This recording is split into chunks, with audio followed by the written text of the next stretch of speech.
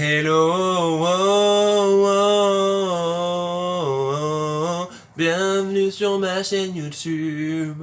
Oh, oh, oh, oh, oh, bienvenue sur ce Let's Talk.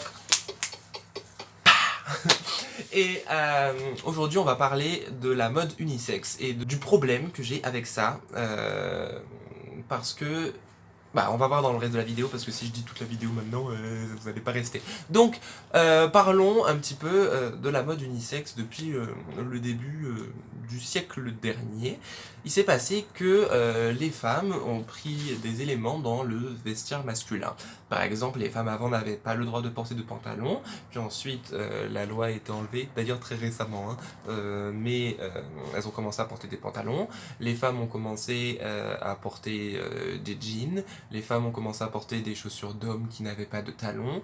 Les femmes ont commencé à mettre des jeans catégorisés comme boyfriend, à mettre des vestes oversize de leurs mecs, à mettre des chemises comme les hommes portaient les chemises. Il y a eu des tendances avec les nœuds papillons ou les cravates qui à la base étaient destinées aux hommes, mais qui ensuite ça s'est aussi mélangé dans les codes. Et jusqu'à faire beaucoup de tendances où la mixité des genres était très faite, mais uniquement d'un seul côté. Je ne sais pas si vous avez remarqué, mais dans tout ce que je vous ai dit précédemment, c'est les femmes qui ont pris des choses chez les hommes, mais alors le sens inverse, il y a très peu, voire pas de choses, en tout cas moi je pourrais pas en citer, il n'y a rien que les hommes ont pris des femmes pour les rajouter dans leur vestiaire. Et c'est pour ça que je trouve que le vestiaire masculin s'appauvrit de plus en plus, vu que les femmes nous piquent tout et que nous, on leur pique rien.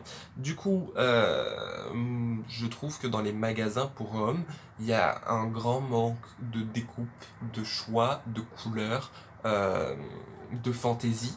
Et c'est quelque chose que je déplore et j'espère en fait à travers cette vidéo trouver des gens comme moi qui trouvent que ça manque de choix dans les magasins pour hommes parce que en fait on s'est euh, coincé à ne pas prendre des choses dans le vestiaire féminin et je pense pour deux principales raisons. La première, c'est tout simplement parce que prendre les choses dans le vestiaire féminin, c'est aussi prendre des choses qui sont pas forcément confortables. En effet, quand les femmes ont pris chez les hommes, c'était pour des raisons pratiques et pour des raisons de confort. Une jupe crayon toute serrée, c'est chiant. Des talons qui font mal aux pieds, c'est chiant. Un truc hyper cintré, corseté, c'est aussi chiant. Et je comprends qu'il y a des hommes, il y a quelqu'un qui est en train de faire pipi en bas, c'est génial. Je comprends qu'il y a que les femmes ont voulu prendre chez les hommes et que les hommes n'aient pas forcément envie de prendre ça chez les femmes puisque l'inconfort, personne ne veut ça. Mais je pense qu'il y a aussi un truc qui a bloqué le fait de prendre les vêtements dans le vestiaire féminin et de les ramener dans le vestiaire masculin, c'est que les personnes qui l'ont fait ont toujours été ramenées à leur orientation sexuelle. Et c'est un gros problème pour moi parce que ça vient avec cette manière de confondre sexe et genre et que du coup moi je pense qu'on devrait plus dire mode unigenre que mode unisexe d'ailleurs, mais ça c'est un autre débat.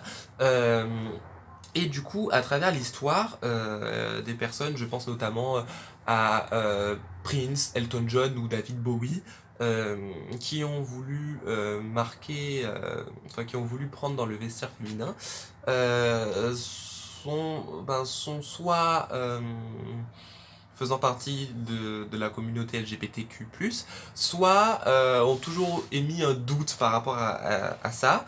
Et du coup, maintenant, si un homme va prendre des choses dans le vestiaire féminin, on va tout de suite penser qu'il y a peut-être moyen qu'il aime les hommes aussi. Voilà, et c'est extrêmement stupide, parce que en quoi, par exemple, porter des perles, ça définirait ton orientation sexuelle. Il y a rien. Il n'y a aucun rapport. Et pourtant, les gens, ils en font sans s'en rendre compte. Et même moi, si je vois un gars qui porte des perles ou des talons, je me dis, ah, peut-être que. Enfin, voilà. Du coup, je me dis qu'il y a eu un problème dans l'histoire et le fait que toutes ces personnes fassent partie de la communauté LGBT, ça a fait que la majorité hétéro de la population n'a pas enfin c'est sorti exclu de cette entre guillemets lutte pour unifier les genres. Et du coup, on est dans une société où si une fille porte des vêtements de son mec, si elle porte, je sais pas, un jean boyfriend avec la chemise de son mec et une veste de tailleur avec des épaules même genre des grosses chaussures de mec, elle va être genre catégorisée comme trop fashion, alors que si un gars porte genre un corset, des robes à fleurs et des talons, il y a plus de chances qu'il se fasse insulter dans la rue qu'autre chose. Bon, je prends des cas un peu extrêmes, mais vous voyez ce que je vais dire. Si une fille prend dans le vestiaire masculin, elle sera absolument pas connotée, enfin, plutôt qu'un garçon qui prend dans le vestiaire féminin, qui lui sera connoté beaucoup plus facilement. Je dis pas qu'il y a des filles, il y a des filles qui s'habillent en mec et genre on dit un peu ouais là là ça se trouve elle est lesbienne. Je dis pas que ça arrive pas hein, mais ça arrive beaucoup moins que le sens inverse. Voilà, c'est ce que je voulais dire. Et du coup, dans les rayons des magasins, il est très compliqué pour les hommes de trouver autre chose niveau couleur par exemple que du bleu, du marron, du blanc, du beige et du gris, du noir. Voilà, si je veux du violet, si je veux du rose, si je veux du rouge, du jaune, du orange, du fluo, du néon, eh ben je vais galérer. Et si je veux alors, avoir des coupes qui changent d'habitude, alors là je dois aller dans des vêtements de designer ou des vêtements qui coûtent très très cher. Par exemple, ce haut de chez Sandro, qui n'est autre qu'un pull col roulé mais rose, eh ben ça coûte 195 €. Ça veut dire que si je veux le pull col roulé d'une couleur entre guillemets féminine, je dois débourser 195 €. Heureusement, j'ai pas payé ça à ce prix-là.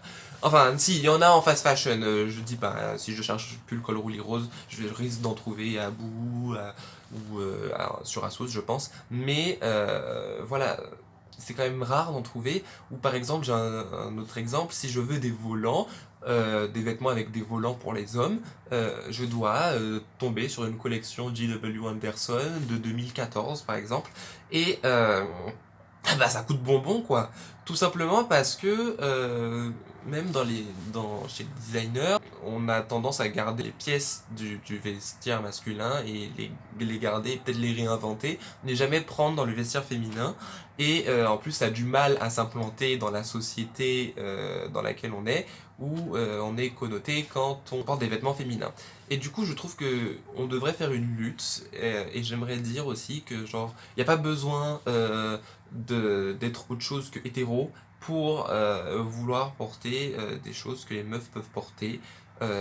Par exemple, je pense au col bardeau. Pourquoi le col bardeau ce devrait forcément être un truc de meuf? Parce que, bah, en vrai, le col bardeau c'est fait pour mettre en avant tes épaules. Les femmes et les hommes ont des épaules, je vois pas pourquoi ça devrait être réservé qu'aux femmes par exemple. Et pourtant, si moi je porte un col bardeau un jour, j'aurais l'impression d'être habillé en femme. Et je trouve que la société est mal faite dans ce sens-là. Donc je pense qu'on devrait faire une lutte modérée. Une lutte, c'est un peu un gros mot, mais un petit combat pour essayer d'unifier les genres et de pouvoir laisser les hommes prendre dans le vestiaire féminin et en ayant des icônes mode hétéro qui ne restent pas cloîtrées dans les trucs d'hommes qu'on voit depuis des décennies et des décennies. Je pense par exemple à la chaîne Bonne Gueule qui fonctionne très très bien, mais qui reste quand même très très centrée sur les trucs d'hommes, de trucs d'hommes, ni homme, homme, homme. En fait, les figures, enfin ça je l'ai un peu dit, mais je vais le dire autrement, les figures de mélange des genres sont tout de suite associées à leur sexualité. Je pense même par exemple à Harry Styles qui récemment a porté un costume Gucci où le col était fait de perles, je crois. Comme c'est féminin, ça faisait casser les genres. Et du coup, il y a toujours des gens qui se demandent si Harry est pas. Enfin, on s'en fiche. J'aimerais vraiment qu'on s'en fiche de ça et qu'on se dise oui, lui, il est là. Il veut casser les codes. Il veut avancer dans la mode, il veut prendre des choses dans le vestiaire féminin et s'amuser dans la mode comme les filles le font, et qui est une icône masculine de cassage de genre qui ne soit pas forcément associée à sa sexualité.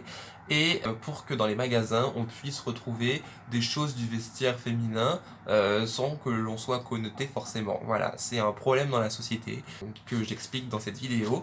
Je pense déjà qu'il faudrait voilà, faire des petits changements comme ce que Harry Styles a fait. C'est pas un grand changement que de mettre un col, en fait c'est un truc en perles. C'est quand même plus léger que de sortir en total look robe rose paillette dans la rue. Vous voyez ce que je veux dire? Donc je pense aussi que c'est ça qui fait perdre l'audience hétéro des gens qui voudraient mélanger les codes dans la mode, enfin mélanger les codes genrés dans la mode, tout simplement parce que si on suit un mec et on se dit ah ouais lui il a porté un col avec des perles, c'est rigolo, je pourrais faire ça aussi, tu peux le suivre, mais à partir du moment où le gars sort dans la rue avec des talons et une petite robe, là tu te dis ah ouais je vais peut-être pas le suivre, là il va trop loin pour moi. En fait il faudrait essayer d'accepter, enfin d'avoir une évolution lente vers une vraie mixité des genres et pas une mixité qui ne va que dans un sens. Voilà. Je j'ai pas en fait d'icône comme ça. À la base, je pensais à Billy Porter, puisque plusieurs fois il a fait des tapis rouges où il portait des costumes avec des tissus catégorisés comme féminins, comme de la soie, ou alors il portait des nœuds, des trucs comme ça. Je trouvais ça génial puisqu'il cassait vraiment les codes des genres. Mais maintenant, ben, on voit que il vient dans les tapis rouges en talons, en robe ou en jupe, et du coup, ben, je pense qu'il a peut-être lui aussi perdu une audience qui pouvait s'inspirer de lui niveau mode, mais qui là du coup ne s'inspire moins de lui. Euh, voilà.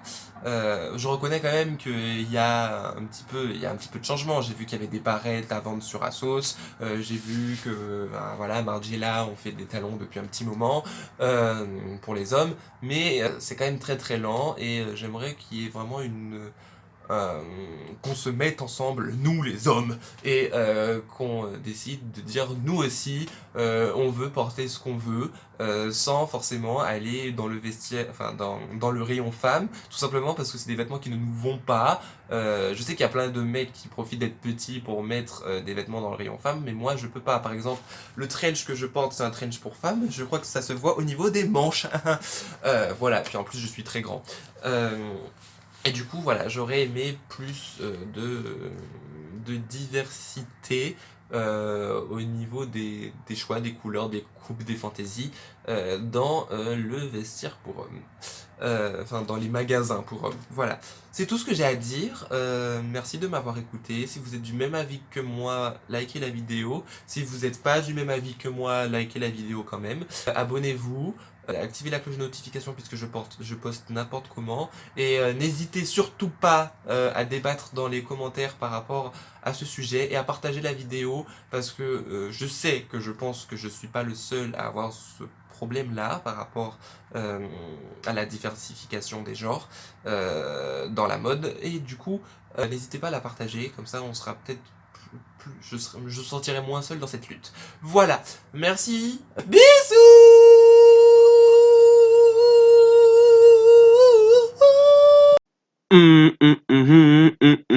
C'est le générique de fin. Je sais, c'est hyper gênant. Abonne-toi à la chaîne si tu as entendu cette fin.